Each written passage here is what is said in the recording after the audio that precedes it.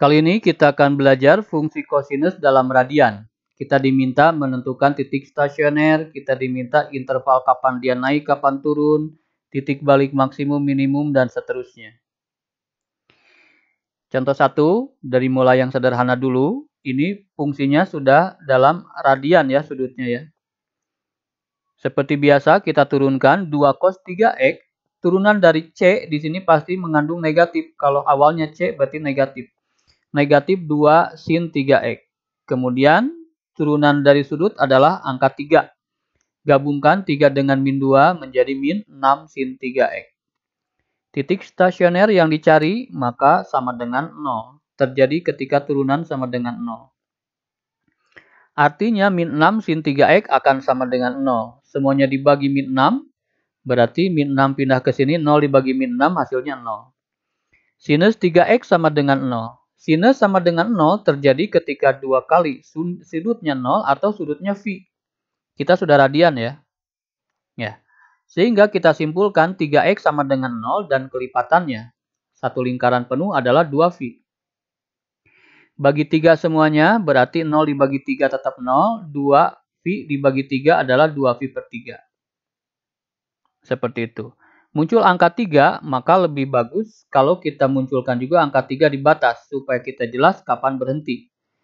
Di bawah munculkan 3, asalkan di atas pun munculkan 3, jadi 3 per 3. Kita dapatkan 1 titik 0, kemudian tambah 2 per 3, berarti 2 per 3. Tambah 2 per 3 lagi, berarti 4 per 3. Tambah 2 per 3 lagi, berarti 6 per 3, dan seterusnya. Cuman karena kita selalu lihat ini batas, kita tahu 4 itu sudah lebih dari 3, berarti kita berhenti. Itu untungnya kalau kita nyatakan dalam bentuk yang sama.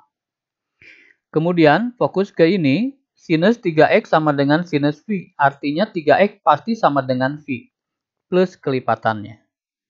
Bagi 3 semuanya, V per 3 tambah 2 per 3. Ya, sudah bagus sama-sama 3 di sini. Sehingga yang pertama adalah V per 3. Yang kedua adalah, karena udah sama ya, berarti V per 3 tambah 2 per 3, tinggal kita lihat atasnya saja. 1 tambah 2 adalah 3. Lalu 3 tambah 2 adalah 5. Tapi batasnya 3, berarti di sini selesai. 3 per 3 itu adalah V ya. Ini pada saat maksimum, ini pada saat minimum. Kita dapatkan nilai maksimumnya dari depan fungsi, yaitu angka 2, berarti maksimumnya 2, dan minimumnya negatifnya, berarti negatif 2. Titik stasioner adalah penggabungan sudut dan maksimum minimum nilai ini. Ya. Titik 0 padanannya adalah dengan 2, karena dia maksimum, berarti 0 dengan 2. Kemudian V per 3 dengan min 2. Kemudian 2 per 3 dengan 2, kemudian 3 per 3 atau V dengan negatif 2. Ya, ini berurutan V per 3, 2 per 3, 3 per 3, berurutan. Demikian. Setelah itu kita diminta menentukan interval fungsi naik kapan dia turun. Ya.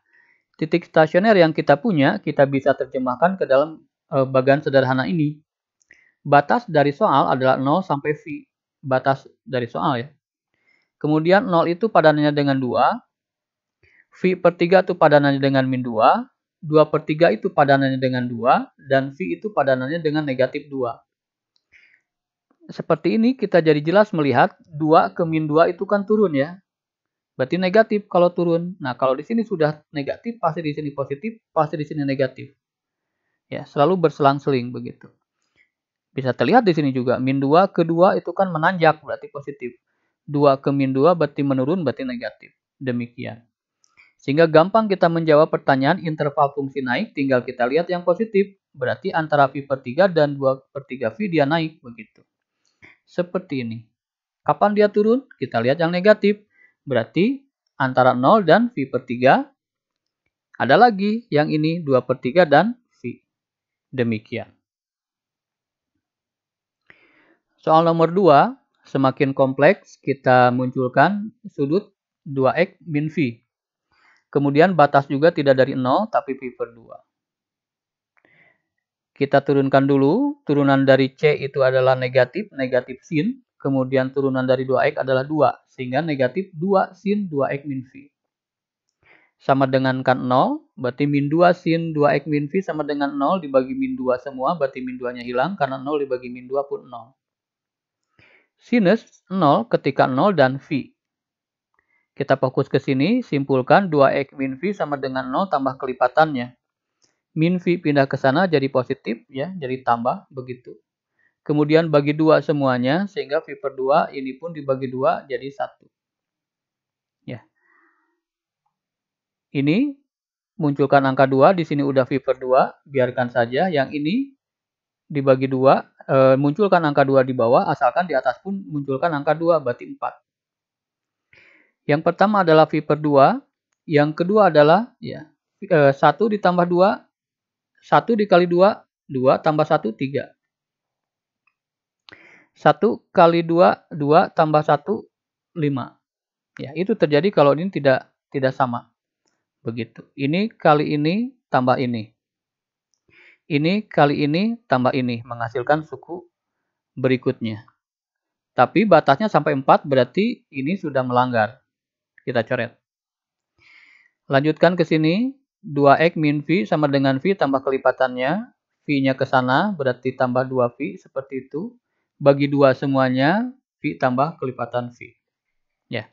Yang pertama adalah V, yang kedua adalah tambah 1 berarti 2V, tambah 1 lagi berarti 3V, tambah 1 lagi berarti 4V, dan seterusnya. Karena ini sudah sama, jadi lebih enak, tambah aja tinggal lihat atasnya. Tapi kita diminta berhenti di 2V, berarti ini tidak termasuk.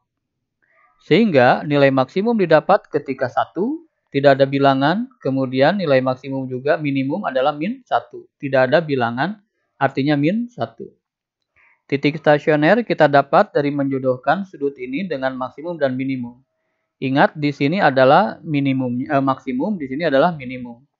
Sehingga V per 2 padannya dengan angka 1, kemudian V padanannya ada dengan min 1, kemudian 3 per 2 padanannya dengan 1, dan 2V padanannya dengan min 1. Karena di sini adalah minimum.